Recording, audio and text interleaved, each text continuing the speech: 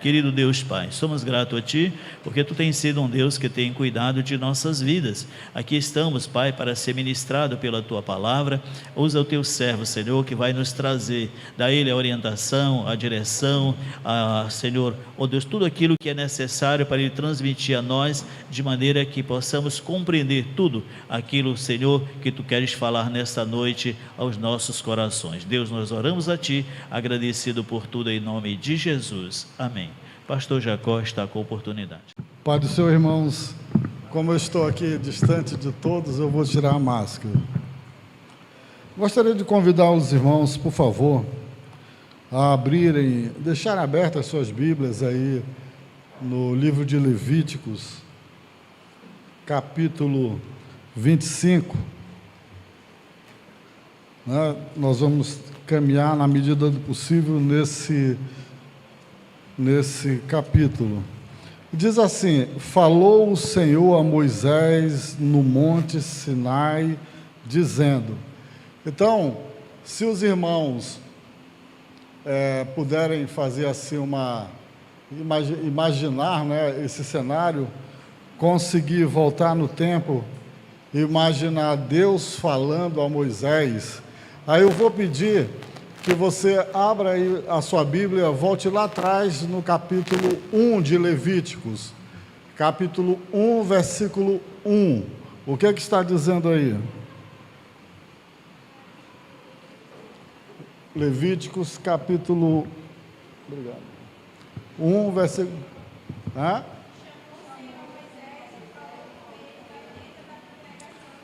Muito bem, obrigado. E chamou o Senhor a Moisés da tenda da congregação, dizendo... Agora, volte para o capítulo 25, verso 1.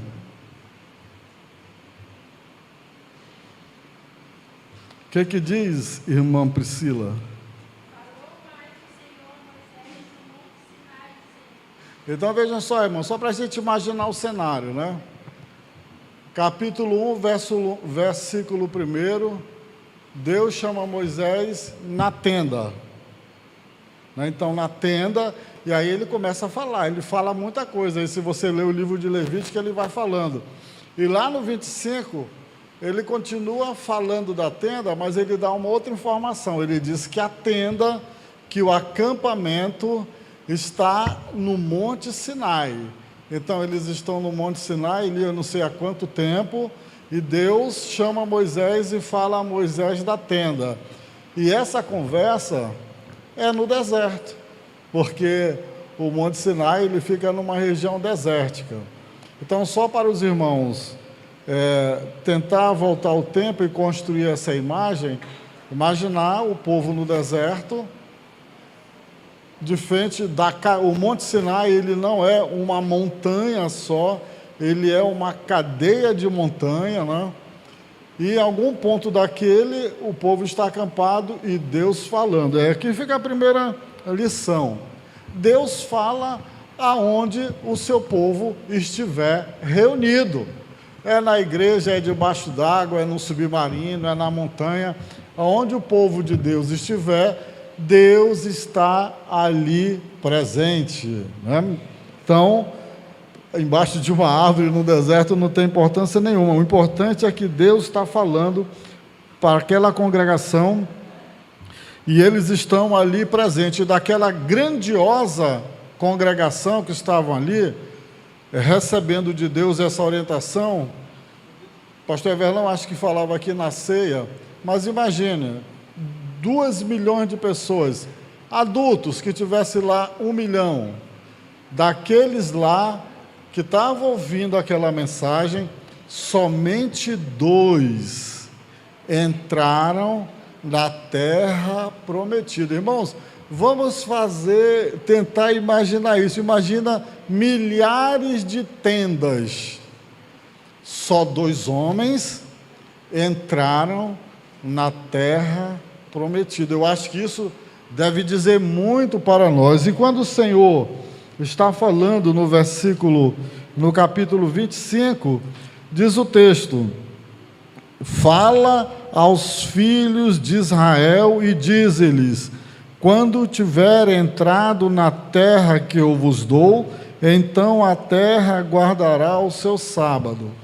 Interessante que Deus está dizendo para Moisés que eles são filhos de Israel, mas também lá na frente no versículo, Deus disse que é Deus deles, e depois Deus disse que a terra é deles. Então aqui nesse capítulo 25, na verdade, Deus está chamando o povo para uma nova vida, uma nova dimensão. Ele está dizendo: ei, nós estamos acampados aqui nesse deserto, mas não vai ser de imediato que vamos entrar na terra, mas eu estou chamando vocês para um passo de fé, para imaginar como será a vida desse novo reino, nessa nova terra.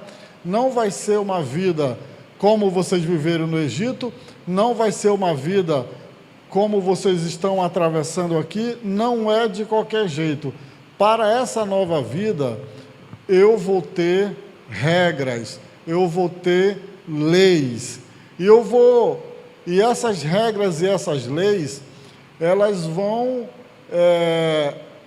exigir de vocês uma grande dose de fé, porque lá vocês vão aprender a viver um novo nível de vida, e para viver lá na terra que eu vou dar para vocês, vocês precisam viver uma relação de servos de Deus com Deus, né? Então aqui Deus ele começa a estabelecer algumas coisas que eram necessárias que os filhos de Israel entendessem, descessem para o coração e que eles praticassem. E aí nós vamos perceber que isso aí está no versículo 1 ao 8, e Deus ele utiliza esses mandamentos para que o povo de Israel aprenda a descansar e a crescer em Deus. Então ele estabelece o quê? A guarda do sábado, né? E essa guarda do sábado, ela não somente ela vinha com o propósito de que a pessoa, de que aquele israelita, depois de uma jornada de 6 dias de trabalho, e não deveria ser trabalho fácil, porque eles trabalhavam arando a terra, e nós sabemos que lá para aquele lado de lá é quente, né? Mas assim, eles teriam 6 dias para trabalhar, para fazerem deles o que quisesse, mas teria um dia, e esse dia era o dia de sábado, que havia um mistério. Deus queria que nesse dia de sábado houvesse o descanso para toda a obra, né? E também, mais além, ele diz que durante 6 anos eles haveriam de explorar a terra, e no 7º ano, que era o ano sabático, a terra daria descanso. Então, na semana, que eram 6 dias, era o descanso do homem. E para o descanso da terra, depois de 6 anos, o 7º ano seria o descanso da terra. Então aqui nós já temos 2 coisas: o descanso do homem e o descanso da terra. Tudo tem que descansar.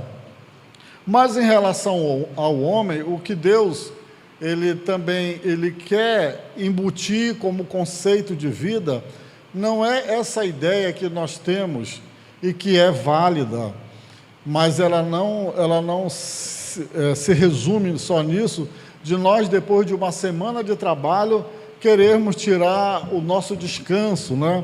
E aí, o pastor Everlan até aqui colocou, curtir a preguiça, né? Mas Deus ele não quer isso para a gente. A intenção do Senhor, quando ele dá o ano de descanso, não era somente o descanso do corpo físico, mas era que o homem também, aproveitando esse dia de descanso, ele pudesse crescer na intimidade com Deus, crescer no conhecimento de Deus. Em outras palavras, ele tinha que aproveitar o tempo também para pensar no Criador, também para pensar nas coisas de Deus, para aumentar a sua comunhão com Deus. Aí, se nós formos fazer uma aplicação para a gente diante desse princípio?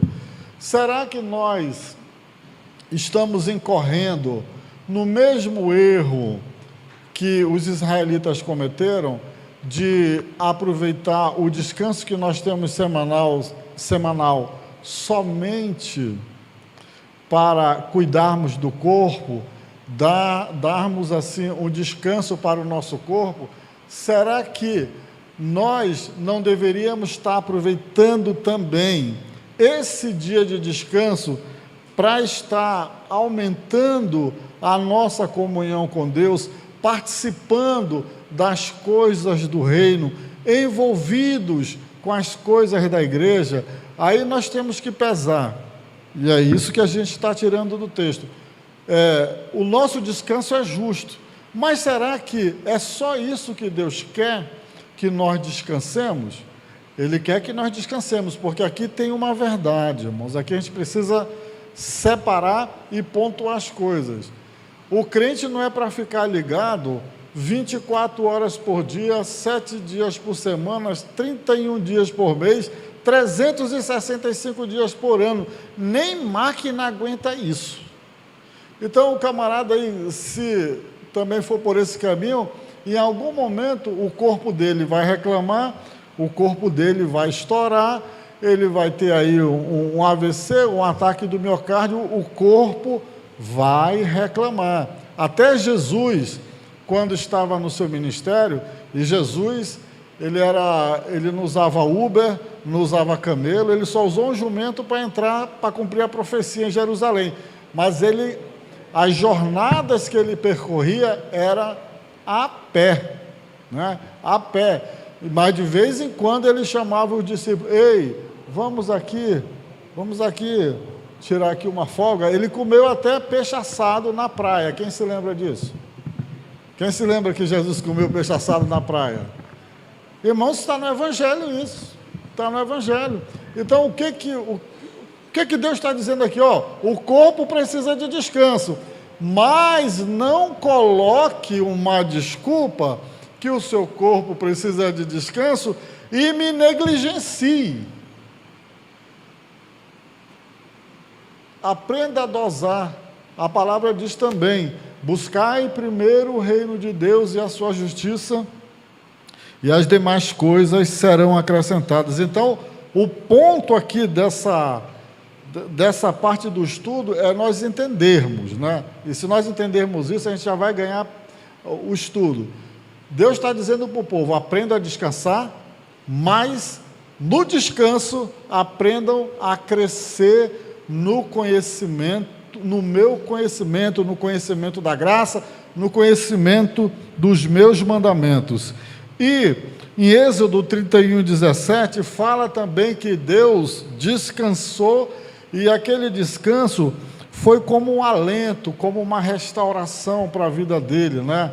Se Deus não precisa de descanso, mas aqui é para que Deus dando exemplo para que nós possamos segui-lo. Então, o descanso aqui registrado, o descanso por Deus registrado em Êxodo 31:17, é para nós seguirmos esse exemplo. Vou dar mais um exemplo. Jesus não precisava ser batizado, mas ele se batizou para dar exemplo para nós, que nós precisamos ser batizados. Deus fez o mundo em 6 dias, descansou no sábado. Deus não se cansa, Deus é espírito, mas isso foi colocado para que nós humanos, mortais, carnais, falíveis, nós possamos ter um dia para romper com aquele ciclo de trabalho e não ficar ligado direto. Ele diz: ei, tu é o meu povo, eu quero o melhor para você. E no teu melhor, você tem que trabalhar também, porque o trabalho é importante, o descanso também é, e buscar a minha presença também. Irmãos, nós não podemos dizer que nós temos uma semana toda de trabalho angustiante, e eu creio que cada um aqui dos irmãos tem muito as suas tarefas, e muitos de vocês tarefas muito pesadas, mas a Bíblia está dizendo: ei, tire um dia de descanso, mas também diz: ei, não justifica o teu cansaço e o teu trabalho para esquecer de mim. Eu sou o teu Deus que te tirou da terra do Egito. Eu sou o Senhor do tempo, eu sou o Criador, eu sou aquele que estabeleço as coisas. E eu exijo a adoração, eu exijo que vocês busquem continuamente a minha face. E para fazer isso, eu estou deixando aqui um dia, o sábado sagrado, que era naquele tempo, para que vocês possam descansar e para que vocês entendam que precisam crescer no meu conhecimento. Sabe, irmãos, eu acho que uma das coisas que a gente pode chegar num acordo é que a gente, às vezes, não padece do conhecimento do Senhor, muitas das vezes se escondendo, grave isso aqui, até diante de uma excelente justificativa. Mas o que Deus está dizendo aqui é que não existe, irmã Cristina, justificativa que justifique, irmã Priscila, que nós deixemos de buscar a sua presença, que nós deixemos de crescer no conhecimento dele e que nós deixemos de dar o nosso serviço, a nossa contribuição no reino de Deus. Aí eu pergunto dos irmãos, até aqui está entendido essa proposta que Deus está colocando para aquele povo? Então veja bem, quando Deus está ali na tenda da congregação falando para Moisés no Monte Sinai, Deus está dizendo assim: ei pessoal, isso aqui é lei, isso aqui está saindo da boca do rei que era ele, e Deus está dizendo: ei, eu sou o dono da terra, vocês são os vocês são aquele arredatário, uma coisa assim, eu estou dando essa terra para vocês trabalhar, mas junto com essa cessão dessa terra, eu estou dando a minha bênção para vocês. Agora, essa bênção é condicional. Essa bênção, ela só se concretiza, ela só se realiza se vocês estiverem obedientes a estes mandamentos que eu estou dando aqui solenemente nesse monte. Não tinha para onde eles correr, eles tinham que ouvir. Não dava para eles para canto, eles estavam presos ouvindo a palavra de Deus. Então, isso exigia que eles mudassem todo aquele conceito que eles tinham de vida, que aprenderam durante 430 anos no Egito. E o deserto era aquele processo para arrancar o Egito da vida deles, irmãos. Aí você pode me perguntar, mas pastor, o que isso tem a ver conosco? Irmãos, muitos de nós viemos de uma cultura do mundo, outros já nasceram no lar evangélico, mas mesmo nascendo no lar evangélico, a cultura secular, ela invade a nossa casa e nós aprendemos dela. Então, o que Deus está dizendo, olha a proposta de Deus agora, vamos nos colocar no lugar daquele povo de Israel. Deus está dizendo para nós assim, ei, vocês são cidadãos do reino, eu fiz com que vocês, através do meu Filho Jesus Cristo, vocês participassem do reino de Deus, e vocês saíram do Egito, vocês estão num processo para chegar na terra prometida, mas para viver lá, é necessário que vocês coloquem em prática os meus mandamentos, e eu vos abençoarei durante a jornada e até chegar lá. E a palavra de Deus diz o seguinte: o meu povo perece por falta de conhecimento. Sabe por que tem falta de conhecimento? Porque não dedica o mínimo do tempo da sua vida, nem sequer aquele que, por exemplo, muitos não trabalham boa parte do sábado e do domingo. Não dedicam uma parte desse tempo para aprender lendo a Bíblia, para ir para os cultos, quem não sabe ler, mas ouve, vem, então a palavra de Deus vem, vai enchendo a pessoa, vai produzindo fé, e aí a gente cresce do Senhor. Mas o que nós fazemos? O que nós fazemos? Nós passamos uma semana todinha de labuta, aí a gente dificilmente vem para as terça-feira, dificilmente vem no domingo, na escola dominical, ou no culto à noite. Eu vejo isso aqui na escola dominical. Trocamos a escola dominical de 9 da manhã para 5 da tarde, para dar tempo do pessoal que dorme tarde no sábado, ter oportunidade de vir para a escola dominical. Mas é incrível, a gente olha, a gente vê aqui, a gente conta, pastor Mário, as pessoas que estão assistindo o culto. Aí, olha o que diz o texto aqui.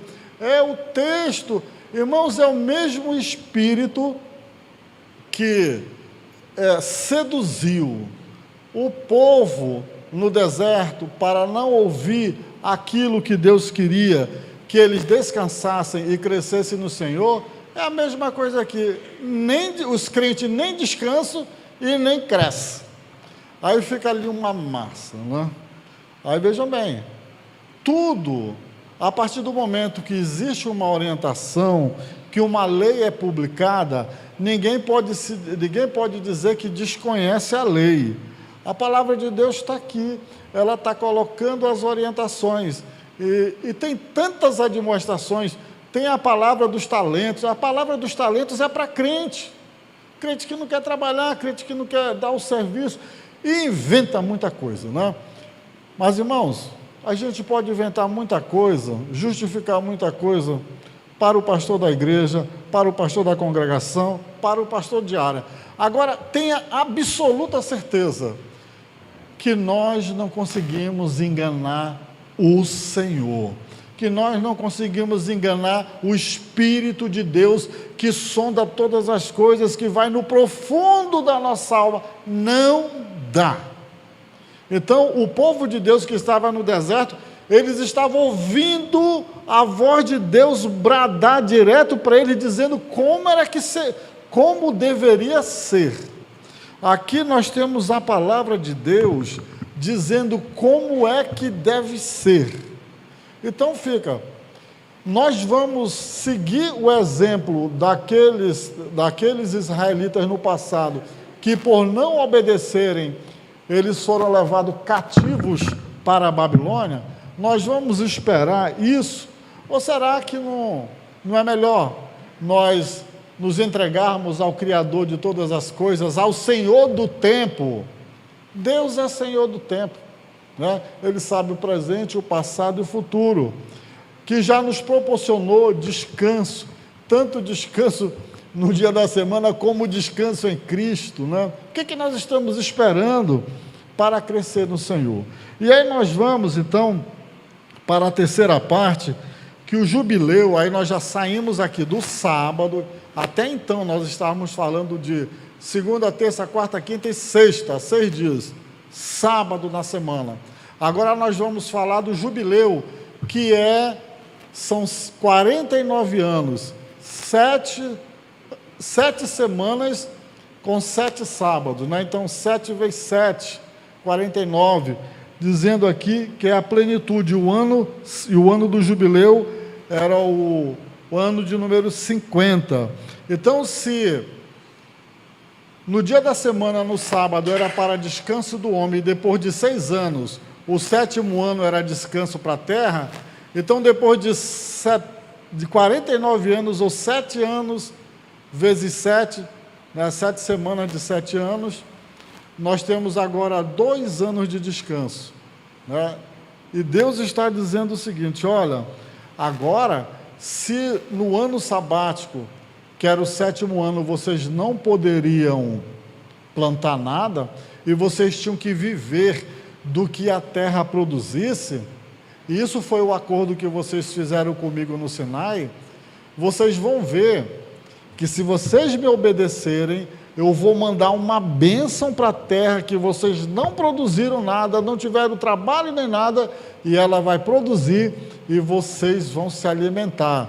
Então, já foi um nível de fé que eles tiveram que enfrentar.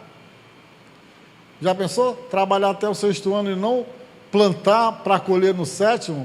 Tinha que ter fé mesmo, né? Tinha que acreditar em Deus. Irmãos, o que Deus está pedindo aqui, ó, agora ele diz assim, quando chegar no jubileu, nos 49 anos, não será apenas 1 ano, será 2. O que Deus está pedindo agora é o seguinte, vocês vão ficar 2 anos, missionária Cristina, sem plantar, e vocês vão ter que colher o que a terra produzir, mas a minha bênção vai ser sobre vocês, e vocês vão comer durante 3 anos sem plantar. Irmãos, o que Deus está pedindo aqui, e o acerto que ele está fazendo com o povo, era como se fosse para o camarada subir num prédio aí de 10 andares, e Deus dissesse assim, te joga que eu te aparo. Te joga que eu te aparo. E aí? Eu não sei não, mas eu acho que vai ficar ali meio para trás, né? É um salto. O que Deus está pedindo aqui para o povo é que eles dessem um salto de fé, que o povo vivesse uma nova dimensão, que o povo descobrisse, já que na primeira parte o povo devia crescer nele, e esse crescimento ele não para, ele é contínuo. Deus está dizendo, olha, eu quero que vocês cheguem a um nível de fé, que vocês dependam de mim dobradamente, que vocês vejam em mim o supridor. Aí Jesus diz, sem mim nada podeis fazer. Irmãos, aqui no Velho Testamento Deus está exigindo fé, e no Novo Testamento existe um texto que diz assim, sem fé é impossível. Aí a gente pensa que a vida do povo lá era moleza, só porque estava vendo Deus fazer milagre. Deus estava exigindo deles, ó, agora vocês vão plantar, vocês vão colher durante 3 anos, porque no 3º ano vocês estão comendo ainda a semente antiga. Então, irmãos, aqui o que fica para nós é que o crente, ele precisa entender que a caminhada com Deus exige fé. E em alguns momentos, pastor Alcino, é fé dobrada. É fé de você fechar os olhos e dizer, Senhor, tem misericórdia, e falar como aquele discípulo disse, Senhor, aumenta a minha fé. E isso não é vergonhoso nós pedirmos, irmãos, e nós precisamos pedir, porque haverá situações que nós vamos ter que usar essa fé. E a fé não é nossa, é um dom de Deus. Então a gente tem que pedir de Deus para que Ele produza fé em nós e nós possamos avançar para agradá-lo, né? E aqui, o apóstolo Paulo, confiando na provisão daquilo que é acessório, declara, o meu Deus suprirá todas as necessidades de vocês, de acordo com as suas gloriosas riquezas em Cristo Jesus. Eu vou repetir esse versículo porque eu não ouvi um amém, pastor Diniz. Olha só, olha o que diz, o meu Deus suprirá. Lá está dizendo, e Deus falou aos filhos de Israel, e depois, na sequência do capítulo 25, Deus chama eles de meu povo, e aqui Paulo ele está assumindo essa paternidade, essa filiação, e está dizendo assim, o meu Deus suprirá todas as necessidades de vocês, de acordo com as suas gloriosas riquezas em Cristo Jesus. Eu queria que você repetisse assim, vamos repetir isso, diga assim, o meu Deus suprirá todas as minhas necessidades, de acordo com as gloriosas riquezas em Cristo Jesus. Será que os armazéns dos céus, eles têm poucas bênçãos, eles têm poucas riquezas? A palavra diz que Deus é o dono da prata e do ouro, e que tudo que tem na terra foi Deus que fez. Irmãos, Deus é dono. Imagine qualquer necessidade física e financeira que tiver, a palavra está dizendo aqui: o meu Deus suprirá todas, irmãos, todas as necessidades, todas. E não é só no sábado, não é só domingo, é todo dia. E Jesus, pastor Alcino, é um negócio maravilhoso. Ele diz assim, o malfeitor da cruz, ele diz assim: lembra-te quando estiveres, lembra-te de mim quando estiveres no paraíso. Jesus diz assim: hoje mesmo, tu estarás comigo. Irmãos, Deus é poderoso para suprir a nossa necessidade hoje e agora. Ele fez descer maná no deserto, ele fez uma rocha jorrar água. Imagine, uma rocha no deserto, ela se aquecendo com o calor do sol, facilmente ela chega a 70, 80 graus. Agora imagine de uma rocha que você não vê nenhuma tubulação, não tem nenhuma bomba, nenhuma caixa d'água, jorrar o igarapé dali. É Deus suprindo as necessidades no deserto. Se você está... Eu falava domingo aqui que a gente... Assim, a terra prometida é maravilhosa. Ir para Canaã é uma coisa fantástica. Mas, meus irmãos, a caminhada é muito gostosa também. A caminhada é legal. Nós temos que aproveitar a caminhada. É na caminhada que nós crescemos. Não tem graça sair daqui e pular para cá. Só quem fez isso foi Enoque, né? Sai daqui e pulou para cá. Mas a caminhada é um processo que Deus nos acompanha, porque Jesus disse que Ele estaria conosco todos os dias, e Ele suprirá todas as nossas necessidades. Se eu fosse você, eu já estaria colocando a minha necessidade diante de Deus. É família, é dinheiro, é saúde. O meu Deus. Você pode falar como Paulo: o meu Deus. Irmãos, no dia que nós aprendermos a entender o que é uma filiação de Deus, o meu Deus, ele não fala nem o meu Pai, ele fala o meu Deus, é quem resolve, ele não diz o meu Rei, ele diz o meu Deus, aquele que está acima de tudo, acima de todas as coisas. É o STF lá de cima, é o Deus superior. O meu Deus suprirá a todas, o meu Deus suprirá todas as vossas necessidades.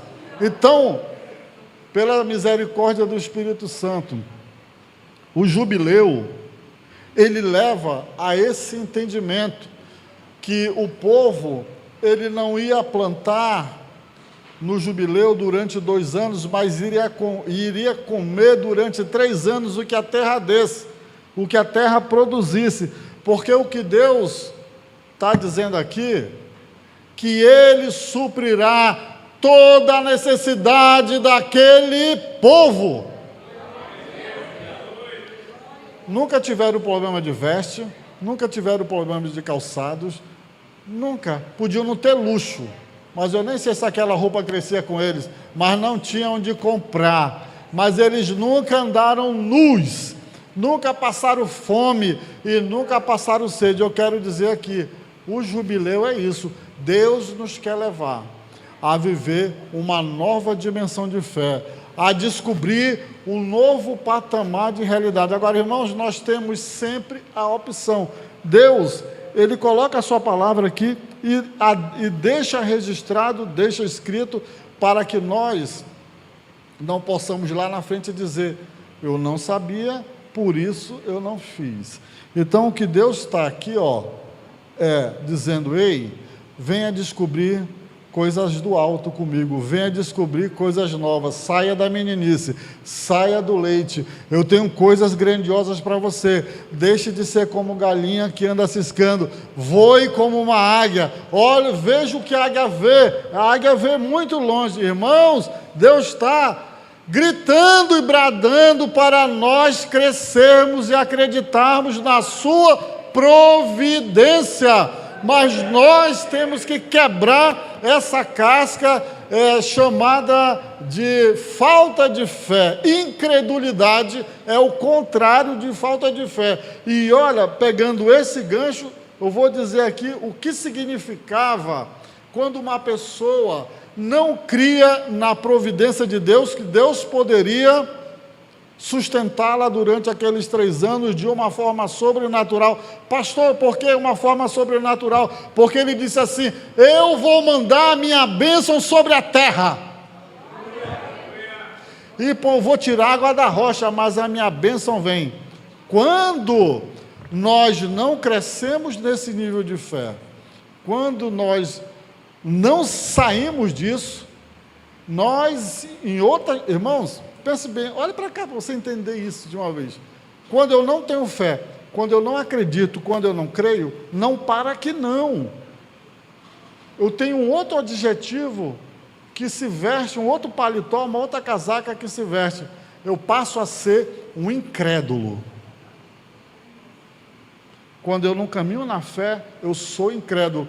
Os irmãos estão percebendo agora qual é o problema de não obedecer a Deus e não querer andar em fé com Deus?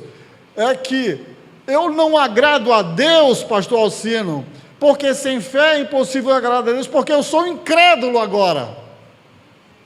Os irmãos estão percebendo a gravidade da coisa? Aqueles 2 milhões de israelitas no deserto tinham cara de crente, só entrou 2 na terra prometida. Irmãos, em outras palavras, aqui a coisa não é só assim: eu não sou. Bem, tu não é, mas tem a consequência de não ser. Quando você não dá a parte do descanso, que foi a primeira parte da mensagem, do seu descanso, para que o seu corpo descanse e se recupere, mas você fica enrolando para não crescer em Deus, beleza, Deus nem se emociona. Só que você está se tornando um incrédulo, uma incrédula, e nem se percebeu. Por isso que a Bíblia diz assim: há muitos que dormem, que não podem participar da ceia. Mas aí, quando tem esse texto, a gente pensa logo em quê? Adúltero, fornicador, ladrão, assassino, o que mais aí? Idólatra. Mas vai nessa lista aqui: os medrosos, os covardes, os fofoqueiros, os incrédulos, os mentirosos. Irmão, porque assim não existe coluna do meio, como a loteria antigamente, né? Coluna não existe em cima do muro, ou você é ou não é. É por isso que Josué disse: ei, eu e a minha casa serviremos ao Senhor, vocês decidam a quem quer servir, a palavra é a mesma. Se nós, aqui para o povo era essa: olha, se vocês quiserem entrar na terra, tem que se adequar à minha palavra. Se nós queremos entrar nos céus e chegar nos céus, temos que encarar a palavra de Deus. E aqui, para concluir, que é a aplicação, Deus deixou esse estudo, essa lei maravilhosa, mas não há registro de que os judeus tenham honrado o ensino do jubileu. É por isso que eles foram levados cativos para a Babilônia. Segundo consta, durante 490 anos, eles não cumpriram o jubileu, eles tiveram que pagar 70, cada um ano no cativeiro, era um ano sabático que eles deixaram de cumprir, cumpriram na marra. Irmãos, eu vou dizer uma coisa aqui: na misericórdia de Deus, Ele ainda age desse jeito, mas foi só uma tribo que foi lá para o cativeiro, as outras foram destruídas. Eu vou dizer, eu não quero pagar esse preço não, porque assim, Deus dá a misericórdia, Deus dá misericórdia. Mas quando ele vê que a pessoa não quer, ele senta a mão. Irmãos, e a mão de Deus pesa. E aí sabe que você vai servir a Deus numa cadeira de roda, em cima de uma cama. É assim que nós queremos servir a Deus? Não é melhor servir em obediência com alegria? Não? Confiavam mais em si mesmos do que em Deus. Que bênçãos eles perderam. Então eles achavam que eles podiam fazer mais do que Deus e não cumprir o sábado, não cumprir os jubileus. Temos que ter cuidado para não cometermos os mesmos erros, ignorando os ensinamentos e mandamentos do Senhor. Não devemos depositar nossa fé em nós mesmos, na nossa capacidade ou na nossa força. Deus nos convida a descansar, mas também nos convida a aprender mais dele e a vivermos uma fé tremenda nele. Se jogue nos braços do Senhor, ele não vai deixar você cair no chão, não. Hoje é o tempo aceitável do Senhor. Hoje é o tempo da graça, o tempo da libertação, o tempo da salvação, o tempo de nos largarmos nos braços do Senhor e vivermos um novo nível de fé, crendo que o Senhor cuida de nós. Sou pobre e necessitado, mas o Senhor cuida de mim. Isso é muito lindo, né? Jesus te convida a viver essa realidade. Não deixe para depois, mas é uma decisão sua. Deus já fez a parte dele. Que Deus nos abençoe. Este é o ano do jubileu, é o tempo da restauração, e nos foi dada o nosso Deus, quão grande é a nossa salvação.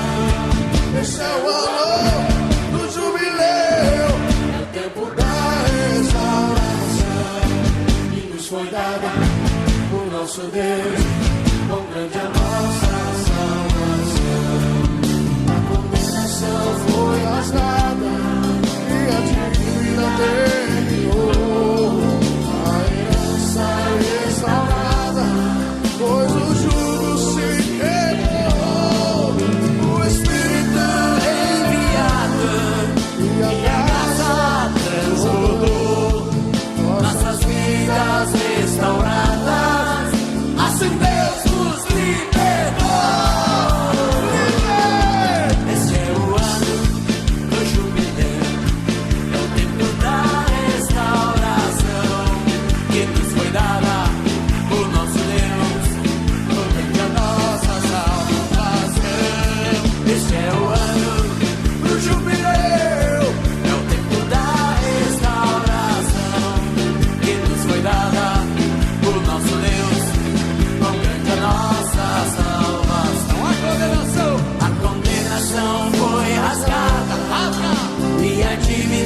Terminou a herança restaurada, pois o jugo se quebrou.